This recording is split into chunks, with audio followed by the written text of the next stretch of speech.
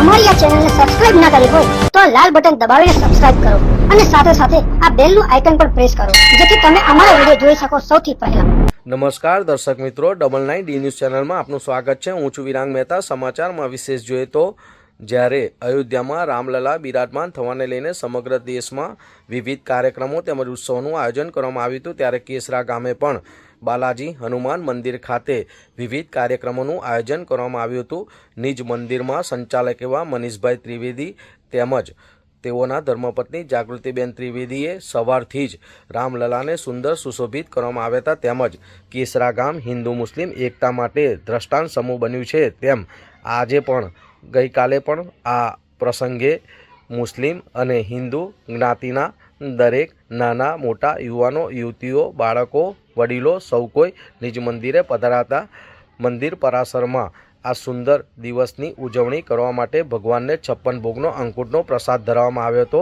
ત્યારબાદ મહિલાઓ દ્વારા ભગવાનને ટોકરીમાં સુંદર સજાવીને બિરાજમાન કરીને ફરતે ગરબા પણ ગાવામાં આવ્યા હતા, તેમજ મંદિરમાં ભવ્ય શોભાયાત્રા કાઢવામાં આવી હતી, તેમજ દારૂખાનું ફોડીને આતશબાજી કરીને કાલના ઉત્સવની ઉજવણી કરવામાં આવી હતી। આમ મનીષભાઈ ત્રિવેદી તેમજ જાગૃતિબેનના જણાવ્યા મુજબ મંદિર પરાસરમાં ગૌશાળા પણ આવેલી છે, જે ગૌ માતાનું સારી રીતના સાર સંભાળ રાખવામાં આવે છે અને નિજ મંદિરમાં વર્ષ દરમિયાન આવતા દરેક તહેવારો પ્રસંગોની ધામધૂમથી ઉજવણી કરવામાં આવે છે અને કેસરા ગામ તેમજ આજુબાજુના ગામના લોકો સાથ સહકાર આપીને સર્વે પ્રસંગને પાર પાડે છે। આમ રામલલાની પ્રાણ પ્રતિષ્ઠાને લઈને બાલાજી હનુમાન મંદિર ખાતે વિવિધ કાર્યક્રમોનું આયોજન કરવામાં આવ્યું હતું। વિરાંગ મહેતા, મહેમદાબાદ।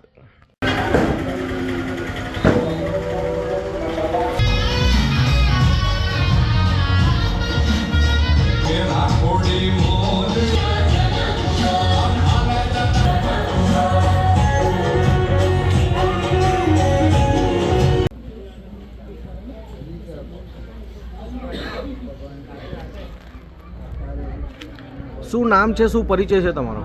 પાર્થ યોગેશભાઈ મહેતા, હું પૂજારી તરીકે છું। કેટલા વર્ષથી તમે આ સેવા કરો છો? 4 વર્ષ। આજે ઉત્સવનું આયોજન કરવામાં આવ્યું છે, વિશે શું કહેવા માગો છો?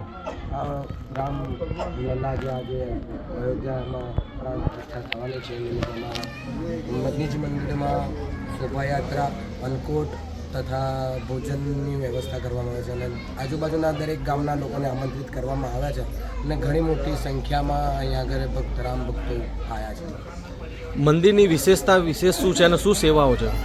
મંદિરની વિશેષતા એ છે કે અત્યારે દરેક વિશેષતા એ છે મુખ્ય કે હિન્દુ મુસ્લિમ દરેક સમાજના ભેગા થઈને અહીંયા આગળ મંદિરમાં ભેગા થઈને સેવા કરે છે અને ચિઠ્ઠી લખી દાદાને અર્પણ કરવાથી એમને પ્રાર્થના કરવાથી ચિઠ્ઠી લખીને મૂકવાથી દરેક શ્રદ્ધાળુઓની શ્રદ્ધા પૂર્ણ થાય છે। આજે જે આ વિશેષ કાર્યક્રમનું આયોજન કરવામાં આવ્યું છે અને અયોધ્યામાં પણ રામલલા બિરાજમાન થઈ રહ્યા છે, તો તમે ભક્તોને શું સંદેશ આપવા માંગો છો? બસ દરેક ભક્તો એક સાથે મળીને કોઈ ઝઘડા વગડા વગેરે એકબીજાને સાથ સહકાર આપીને જીવન જીવે અને દરેક હિન્દુ ધર્મના કાર્યમાં આગળ પડતા ભાગ લે।